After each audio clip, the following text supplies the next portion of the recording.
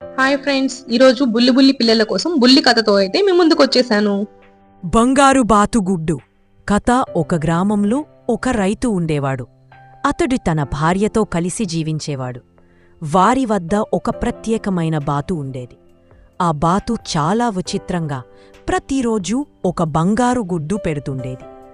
రైతు మరియు అతని భార్య దానిని చూసి ఆశ్చర్యపోయారు. ప్రతిరోజు గుడ్డును అమ్మి మంచి డబ్బు సంపాదించేవాడు. వారు సంతోషంగా జీవించేవాడు. కాని కొంతకాలానికి ఆ రైతు ధైర్యం కోల్పోయాడు. అతనికి ఆశ ఎక్కువైంది. ఈ బాతు ప్రతిరోజూ ఒక గుడ్డు పెడుతోంది, కాని దీని కడుపులో ఎన్నో గుడ్డులు ఉంటాయేమో, అవన్నీ ఒకేసారి తీసుకుంటే బాగుంటుంది అని భావించాడు. ఆలోచించి ఆ రైతు బాతును చంపేశాడు. కాని అతనికి ఏమీ దొరకలేదు. బాతు కడుపులో ఒక గుడ్డు కూడా లేదు. రైతు చాలా బాధపడ్డాడు. అతను ధనదాహం వల్ల ఎంతో విలువైన బాతును కోల్పోయాడు. ఈ రోజు కథలోని నీతి, ఏది కానీ అత్యాశ పడకూడదు. అత్యాశకు పోయామంటే ఉన్నది కూడా పోతుంది.